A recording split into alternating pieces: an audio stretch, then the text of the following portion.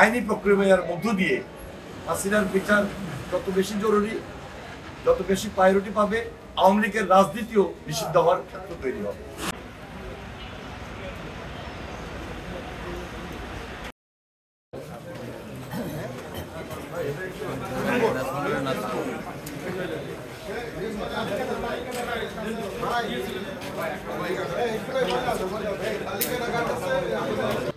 আপনি থানায় যান, জেলায় যান, পৌরসভায় যান, ওয়ার্ডে যান, ইউনিয়নে যান, সব জায়গায় তাদের গডফাদাররা যে দুঃশাসনের রাজত্ব কায়েম করেছিল, আমরা তাদের বিচার দাবি করছি। এবং তাদের বিচারগুলো যদি এই মুহূর্তে খুব দৃশ্যমান হতো, জনমনের যে আশঙ্কা আজকে তৈরি হয়েছে, এই আশঙ্কা অনেক দূর হতো। সবাই মনে আমরা সাহস পেতাম, মনোবল পেতাম। তাই আমাদের প্রত্যাশার জায়গা থেকে এই দাবি, আগামী কিছুদিনের মধ্যে দ্রুত বিচার আইন বলেন, দ্রুততার সহিত বলেন, বিচার প্রক্রিয়াটা খুব বেশি ত্বরান্বিত করতে হবে। এবং বিচার প্রক্রিয়া যত ত্বরান্বিত হবে, আওয়ামী লীগের রাজনীতি নিষিদ্ধকরণ হয়ে যাবে। সেটাই আজকে জনতার দাবি।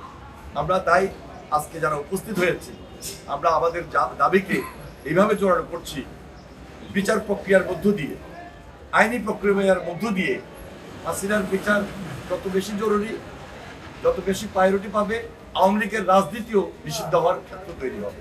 গত 17 বছর ধরে যারা গুম খুনের শিকার হয়েছে এবং গত জুলাই আগস্টে যারা শহীদ হয়েছে, বাংলাদেশ জাতীয়তাবাদী দল বিএনপি যদি এদেশের জনগণের ভোটে নির্বাচিত হয়ে ক্ষমতায় আসে, ডেফিনেটলি আমরা সেই গুম খুন পরিবারে যারা শহীদ হয়েছেন এবং যারা গত জুলাই আগস্টে যারা শহীদ হয়েছেন, প্রত্যেককে রাষ্ট্রীয় খেতাব এবং রাষ্ট্রীয় স্বীকৃতি প্রদান করা হবে।